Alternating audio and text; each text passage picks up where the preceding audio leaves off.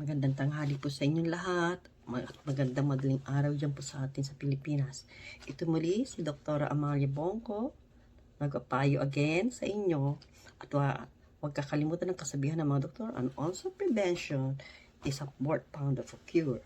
So ito ulit, sinasabi ko again, short, iwas sa sakit, iwas sa gastusin.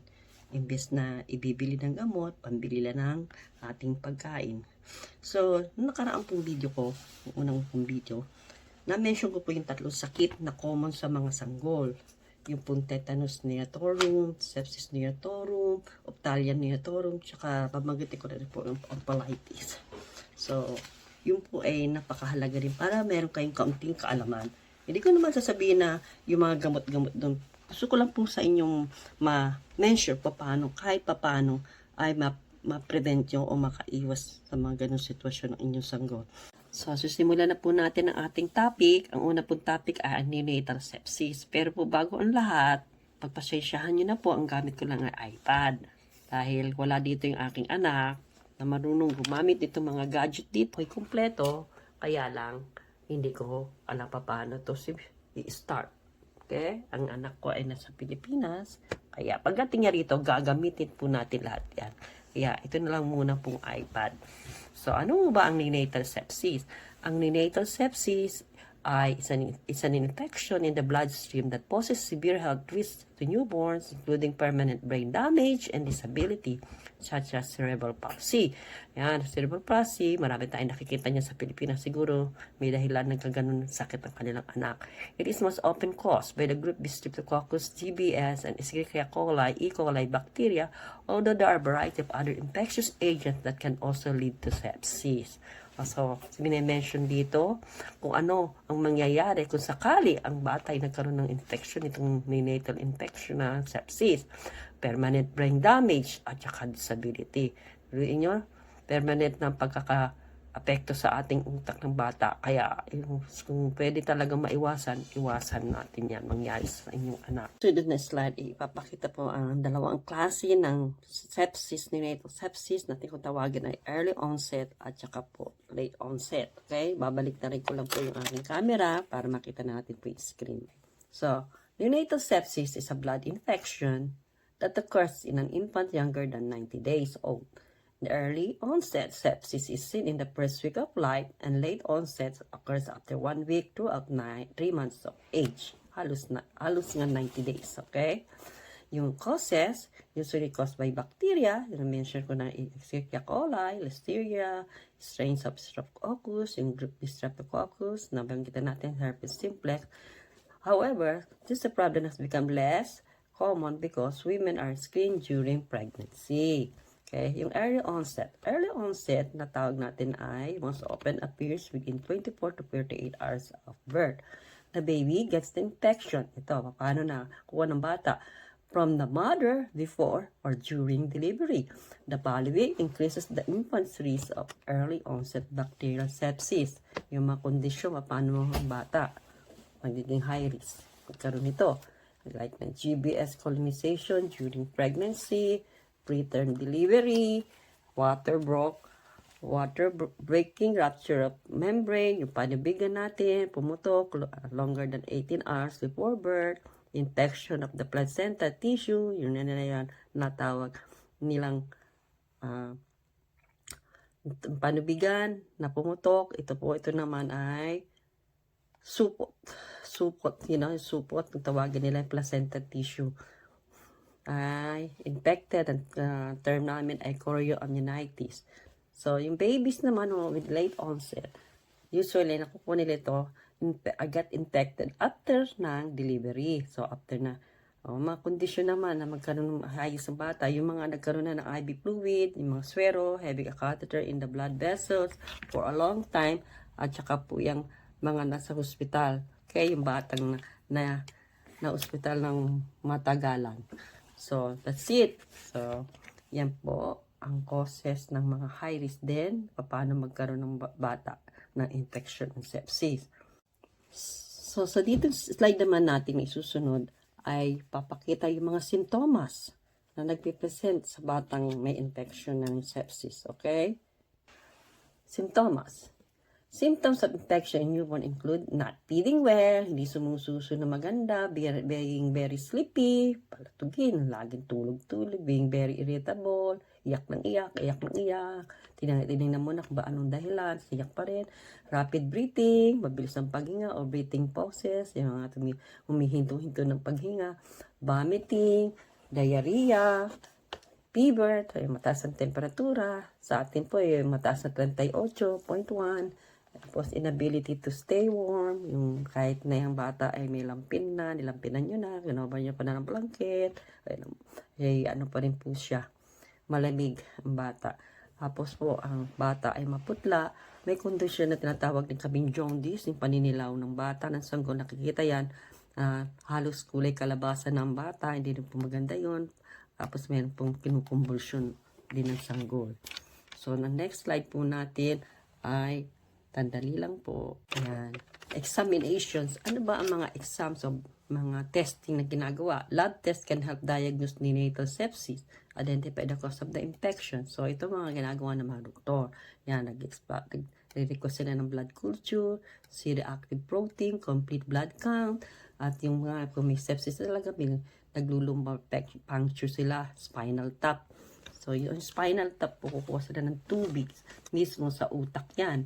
Okay? Tapos po, i-examine. Tapos pati yung mga skin, stool, and urine culture, ginagawa din po yan. Tapos kung sakali po ang bata ay inuubo, nagre-request din chest x-ray.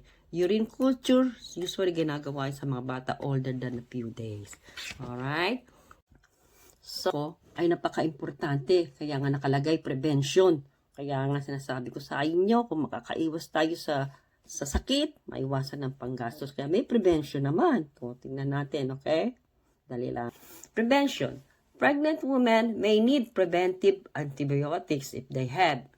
Preventive antibiotics, tawag namin yan, prophylaxis, chorioamnionitis, group B streptococcus colonization, yung mga nanay given birth in the past to a baby with a sepsis and caused by a bacteria, okay? Binibigyan na sila ng preventive antibiotics. Ating iba naman ay, yung iba naman po ay preventing and treating infection in mother, including HSB, providing a clean place for birth. Siyempre, dapat naman sana yung lugar na papanganak ka ng sanggol ay malinis, okay? Yung mga gamit, siyempre din kailangan malinis. Tapos, delivering the baby within 12 to 24 hours of when the membranes, when yung panibiga, kailangan bata deliver na yan. Usually, nag-e-end sa cesarean sila. No? Done in women with 4 to 6 hours or sooner of membranes breaking. Okay, nanay? Tignan nyo, may prevention. Yeah, importante yan. Prevention. Kaya magpatingin kayo sa inyong mga doktor. Okay? Anak, next slide. Sandali. Kaya susunod natin tatalakayin ang neonatal tetanus. Okay? Babalik na rin ko lang uli ang ating camera here. Sandali lang. Ayan. Neonatal tetanus. Okay. Ano ba ito? Tetanus is a deadly disease that attacks the nerves and the muscles of the body. It starts off as a skin wound. Sugat lang, maliit sugat yan. Contaminated by bacterium that is commonly found in the ground. Usually, natawag na yung bacteria na yan, Clostridium tetani. Initially, there is a headache and jaw stiffness that gradually spreads to the neck. Talagang nakakanigas. Making abdominal muscles rigid, leading to spasms and fever. Mamaya, papakita ko sa inyo ang larawan. Okay? Paano itsura niyan? As the bacterial toxin na na-produce ng Clostridium tetani circulates even more, it negatively affects the nerve's activity, leading to more spasms, paninigas with excruciating pain, and respiratory failure. All this while the person is conscious. Buduin nyo, conscious siya, ha?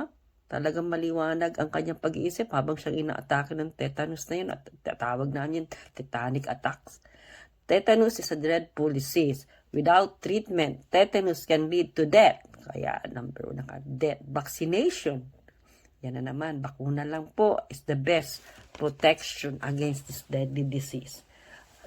Vaccination. Meron tayong tinatawag na tetanus, anti-tetanus na bakuna, okay? Kailangan nyo lang pupunta sa health center, mga nanay, okay? Another definition yan. Neonatal tetanus is a generalized tetanus infection of the newborn. It is usually gets transmitted, ayan na, bakuna, from unvaccinated mother and enters the body through the infection of unhealed umbilical stump. Yan, yung pusod ng bata, ng sanggol na hindi naghihilom. This typically happens when the umbilical cord is cut using unsterile instrument. Unsterile, ibig sabihin hindi malinis, kaya na-infect ang bata. It is the leading causes of newborn deaths in the developing world. Onset and progression is faster in neonatal than non-neonatal cases. So, mas mabilis talaga ang symptoms ito ng tetanus sa mga sanggol. However, it is preventable. Ayan na po. However, it is preventable. Kita nyo? Preventable. Immunization of the mother and using hygienic practices during childbirth can greatly reduce the risk of this disease and prevent more than 3 million infant deaths annually. Ibig sabihin, taon-taon, 3 million, no? Okay, papakita ko naman sa inyo yung picture ng batang may tetanus. Okay, ito. Ayan. Yan ang nakakita niyo ba? Rhesus sardonicus. So, nakagreen yung kanyang bibig. Nakasmile siya na waipek. Hindi ko. Basta naninigas yung mga pangapanga niyan. Inability to suck. Hindi sila makasuso. Persisting crying. Yan. Iyak na iyak. Kasi meron nararamdaman na naninigas. Followed by a fever and recurrent generalized spasm. Spasm talaga, paninigas siya ng buong katawan. And with deep cyanosis, nangingitim ang mga bata. Yan ang mga usual presenting symptoms. Nakita niyo naman itong batang to. O, nag-arch na yung kanyang likod sa sobrang paninigas ng mga kanyang muscles at sa kanyang katawan. Opistotonic, tawag namin yung posture. Nag-arch na. So, ang susunod naman, ito nga, yung symptoms pa, rigidity of the muscles, with spasm, and usually pala tetanus showing in newborns about 8 days post-birth. Oh, ay wala pala. Sorry. Okay, sa slide na ito, pinapakita pa rin ang mga simptomas nakikita sa neonatal tetanus. Sabi ko kanina, rigidity of the muscle with spasm, irritability, continuous crying ng bata, yak-yak, grimacing, pace, restlessness, poor feeding, yan, poor feeding and suckling ability. Isa pa nga, pag ang bata nagalaw, na trigger ang pagka-tetanic attack niyan. Kakaawa ang mga bata, ang mga sanggol. Kaya sana maiwasan natin yun, mga nanay, na magkaroon ng tetanus ng anak niyo, okay? Yan, ang larawan ng sanggol. Talagang tingnan niyo po, ang titigas ng mga braso niya, tapos nag-arch na. Meron pa isa yan. Tingnan niyo, nangingitim pa yung bata, nangingitim ang uso niya, ng labi. Ito, tingnan niyo naman. Hinawakan na sila yung bata, ang sanggol sa paa, at saka po doon sa ulo. Tingnan nyo naman, ang tigas-tigas talaga ng sanggol na yan. Okay? So, ito na po. The WHO recommend that unimmunized pregnant women receive tetanus toxoid in the pregnancy to prevent the disease in their baby once born. Kaya kailangan tayo magpabakuna, mga nanay, lalo na nga yung mga anak, okay? Mga buntis. Globally, yan, ibig sabihin ng globally, all over the world, no, globally, deaths from neonatal tetanus was 787,000 in the early 1980s. In 1989, yan, the WHO launched a program to vaccinate all pregnant women. Binakunahan na lahat ng mga pregnant women doon. Nag-launch sila ng program eh. Tapos, deaths from neonatal tetanus dropped. Biglang bumagsak from 787,000 naging 25,000 in 2018. Ang laking diferensya. Okay? Number 1 talaga, sana po magpabakuna kayo, mga nanay, para hindi na magkaroon ganyan ng anak nyo. Okay? Simple lang naman. Bakuna lang ang katapat. Tingnan nyo yan. No? Okay? Kaya mga nanay, bago natin simulan yung ating susunod na topic na opthalmia neonatorum, gusto ko sana yung panoorin itong video clips na nagpapakita ng sanggol na may simptomas ng sepsis. Kaya ating panoorin ito, ating lang babalik rin itong camera ko, sabay-sabay. Ayan. Sepsis. Yan, pinapakita Infection yung is the sanggol. leading cause May of newborn sepsis. deaths. It can enter the baby during the birth process, Tingnan niyong come mabuti. through on Ang hininga unclean ng umbilical bata, ang cord pusod. or skin pustules. Ang pusod ng bata. Yan siguro Infection ang can cause ng spread infection fast yan. and affect the whole baby's body, leading quickly to death. Including to death. Narinig niyo ba yun? Death, This kamatayan. generalized infection is called sepsis. There can be multiple signs of sepsis and they can be subtle. Pay close attention to a mother's concerns. Babies with serious illness often do not have specific signs. Yan, ito yung paghinga. This video will show how to evaluate and treat the baby with sepsis. Common infection sa pusod. Before checking the baby, wash your hands and the thermometer. Sana meron na As you kayo take the thermometer baby's sa temperature, bahay. Nanay. gather important background information. Has the mother herself been sick or has a fever? Yan, Did her tinatanong waters na. break early? Did she have any problems with her labor or birth? Pain or labor Ask on the about birth. key danger signs such as poor feeding, lethargy, and convulsions. Has the Symptoms. baby had vomiting or diarrhea? Diarrhea. The mother reports that he is very irritable and is not feeding as often as usual. Irritable. The Not feeding temperature is well. normal. Temperature is normal. Check the baby. Observe his irritability. His eyelids Oh, tingnan yung eyelids. Swollen and na hands are swollen. swollen. Swollen. Maga. Check the baby from head to toe for other danger signs. Look for jaundice. Observe the chest for indrawing and fast breathing. Drawing. See, Fast. the abdomen is very distended. Maga ang Check the tiyan. umbilicus Ayun, and the skin. Infected. This baby has multiple signs that point to sepsis. Pati yung paghinga. Irritability, swelling, Irritable. poor feeding, and abdominal distension. Here are examples of other babies with danger signs that point to sepsis. This baby is lethargic. He cannot Lethargic. be aroused. Lethargic. Hindi man lamang Even with gumagalaw. stimulation. Hard to arouse. Kasi This baby has a severe skin infection Skin infection. and poor feeding. For feeding, ayaw magang tumuso. Oh, for feeding. Here is a baby with convulsions and lethargy. Ayan, kinukumbulsyon daw yung bata. At This lethargy. baby Oh, is lethargic. He lethargic. doesn't react to stimulation. Yeah, does not react to any stimulation. No, gumalaw kaunti ang mata. He also has poor feeding. Yan ang mga sintomas. No, common sa This sepsis. baby has Okay? severe jaundice and lethargy. Jaundice, paninilaw. Discuss the baby's urgent condition with the mother and advise her to take the baby to a higher level facility. Before the baby leaves, give the first doses of antibiotics. Titigilan ko na po dito yan. Stop na The natin. baby will need Okay? Hindi na intramuscular natin yung problema. injections of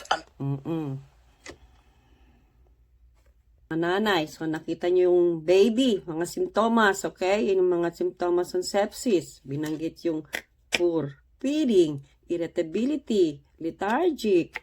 Tapos, yung tiyan niya, mabilis ang paghinga. Malaki ang tiyan. Naninilaw. Yung isa pa, yung kinukumbulsyon. So, huwag niyong kakalimutan yan sa mga anak nyo. Baka yan na yung mga sintomas ng sepsis. Sa kapag nakita nyo naman na hindi dumedede yung anak nyo, bottom line, huwag yan ang patagalin. Dahil pag pinatagal yan, lalong mahirapan ang gamutan. Minsan nga, pag napaaga ang pamutan, siyempre, ang outcome sa baby, maganda. Malusog. Malusog yan. Pero pag napatagal nyo na at matagal ang gamutan, napopo ang tsansang magkaroon ng normal mukhang napakaliit. Kaya nanay, dali nyo agad ang mga anak nyo pag sakaling may simptomas na hindi maganda, okay?